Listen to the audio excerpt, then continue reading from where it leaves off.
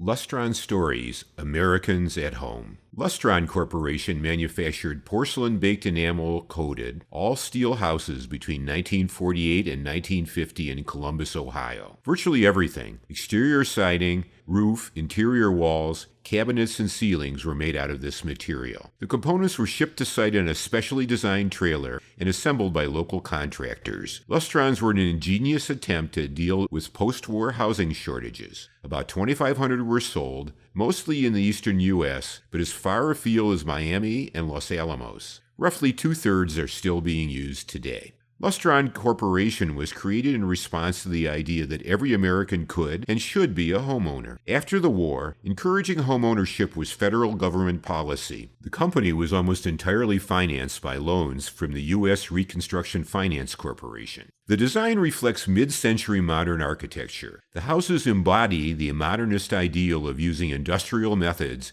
to bring affordable, quality housing to everyone. They are a remarkable example of Corbusier's La machine à habiter. These homes were aimed at GIs returning from the war. They were starter homes for young families. This was the stereotyped American family of the time, the people you would see on television in the 50s. White, employed, healthy, nuclear families. The homes were marketed as the house of the future. Primarily placed in the new suburbs and rural locations, the cost was competitive with a fully featured conventional home. While the company encouraged clustering of these homes, most were not. This distinguishes Lustrons from Levittown and similar responses to the housing shortage. The heat used the ceiling as a radiator, not the best thermodynamics. Nevertheless, it avoided thicker walls to accommodate ductwork and allowed the house to be assembled on a simple slab. They are known for their cleanliness. Many of the owners talked about how they were great for allergies. This is both due to the porcelain-covered steel and because the heat did not depend on circulating air. These homes were the parents of the contemporary, modular, and prefab home industries. This industry needed the interstate highway system to thrive. Nevertheless, Lustron, which in its short life produced these homes, has to be seen as the first successful example of this approach to building a house. Today, a remarkable cross-section of individuals and families live in these modest, about 1,100 square foot homes. While certainly diverse in age and place in life, the ownership remains firmly working class. We see both the economic strains on the people in this group and a much broader definition of family: blended, divorced, multi-generational, multiracial, people with disabilities. Everyone who lives in a Lustron has something to say about it. The material is miserable to cut or drill into.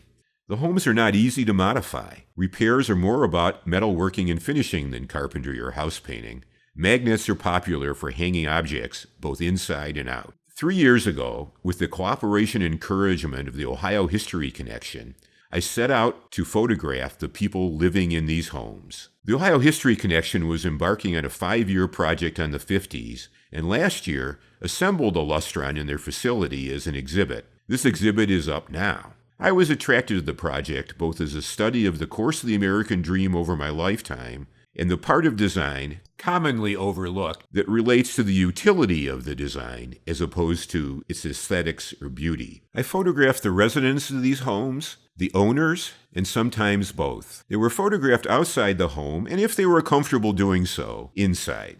Each subject was asked to write a bit about their home. A wooden, large format film camera was used to do all of the photographs. While somewhat impractical because of the limited light, particularly inside the homes, and often, since it always seemed to rain, outside, it did serve an important purpose in my relationship to the subjects. It really was used, because it's kind of charming, to make the subjects feel more part of the project and more comfortable with the process. My hope is that these photographs show a certain amount of comfort, maybe even disregard for being in front of the camera, and gets closer to how they actually feel about their home. Roughly 120 portraits have been produced in 15 states. Relatively accurate databases were used to locate the homes. Letters were sent to the names of owners and residents that were found online. While not necessarily the most effective or efficient way, it did result in this project.